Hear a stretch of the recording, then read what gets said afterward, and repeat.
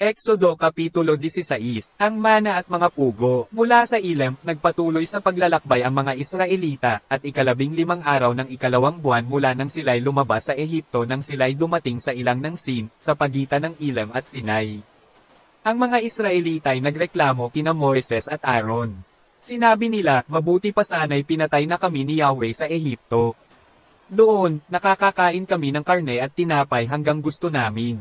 Dito naman sa ilang na pinagdalhan ninyo sa amin, mamamatay kami sa gutom. Sinabi ni Yahweh kay Moises, pauulanan ko kayo ng tinapay mula sa langit.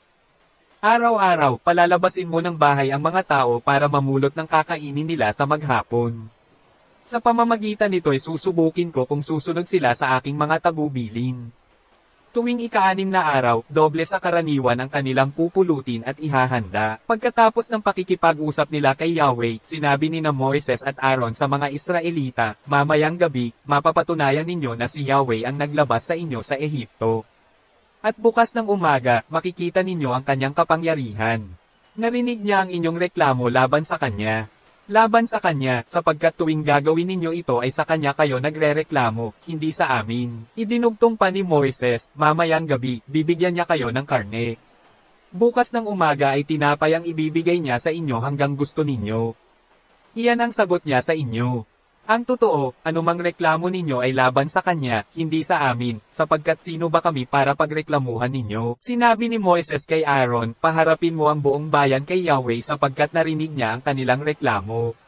Nang sabihin ito ni Aaron, ang buong bayan ay humarap kay Yahweh sa gawin ng desyerto, at bigla na lamang nilang nakita sa ulap ang kaluwalhatian ni Yahweh. Sinabi ni Yahweh kay Moises, narinig ko ang reklamo ng mga Israelita. Sabihin mo sa kanila na sa pagtatakip silim, bibigyan ko sila ng karne. Sa umaga, bibigyan ko sila ng tinapay hanggang gusto nila. Sa gayo'y malalaman nilang ako si Yahweh, ang kanilang Diyos. Nang magtakip silim, dumagsa sa kampo ang napakaraming pugo. Kinaumagahan naman ay makapal na makapal ang hamog sa paligid ng kampo. Nang mapawi ang hamog, nakakita sila sa lupa ng maliliit at mananipis na mga bagay na parang pinipig. Hindi nila alam kung ano iyon, kaya nagtanungan sila, ano ito? Sinabi ni Moises, iyan ang tinapay na bigay sa inyo ni Yahweh. At ito ang utos niya tungkol dyan, bawat isa ay kukuha ng kailangan niya at ng mga kasama niya sa Tohda, kalahating salok bawat isang tao. Namulot nga ang mga Israelita, may kumuha ng marami at may kumuha ng kaunti. Ngunit nang takalin nila ang kanilang nakuha, ang kumuha ng marami ay hindi lamabis, at ang kumuha ng kaunti ay hindi naman kinyulang. Sapat lang sa kanila ang kanilang nakuha.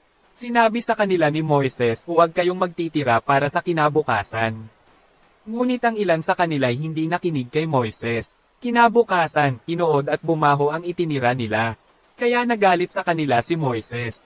Mula noon, tuwing umagay namumulot sila ng ayon sa kanilang kailangan. Pag-init ng araw, ito'y natutunaw. Nang ika-6 na araw, doble ang kanilang pinulot, isang salop para sa isang tao. Nagpunta kay Moises ang mga pinuno ng bayan at sinabi ang nangyari. Ipinaliwanag naman ni Moises sa kanila, ito ang utos ni Yahweh, bukas ay araw ng pamamahinga, araw na nakatalaga kay Yahweh. Lutuin na ninyo ngayon ang gusto ninyong lutuin. Ang hindi mauubos ay itira ninyo para bukas. Tulad ng sinabi sa kanila ni Moises, nagtira sila para sa kinabukasan, at iyo'y hindi nasira at hindi inood. At sinabi ni Moises, ito ang kakainin ninyo ngayon. Ngayon ay araw ng pamamahinga, wala kayong makukuha niyan ngayon. 6 na araw kayong mamumulot niyan, ngunit sa ika-7, sa araw ng pamamahinga, ay wala kayong makukuha. Ngunit ng ika-7 araw ay mayroon pa ring mga lumabas sa bukid para mamulot ngunit wala silang nakuha. Kaya sinabi ni Yahweh kay Moises, hanggang kailan pa kayo susuway sa aking mga utos? Tandaan ninyo na akong si Yahweh ang nagtakda sa inyo ng araw ng pamamahinga. Kaya, tuwing ika-6 na araw ay binibigyan ko kayo ng pagkain para sa 2 araw. Sa ika-7 araw ay wala nang lalabas, at mula noon, nagpapahinga na lamang sila tuwing ika-7 araw. Mana ang itinawag ng mga Israelita sa pagkaing pinupulot nila. Ito'y parang buto ng kulantro, maputi at lasang galyetes na minasa sa pulot.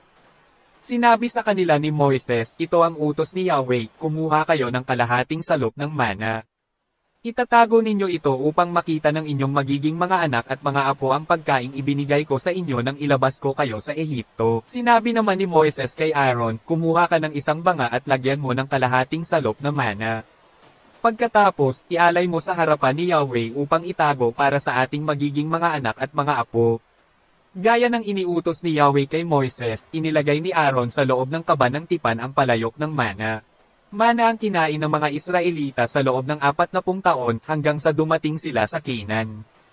Ang isang salop ay katumbas ng higit sa 4 na litro.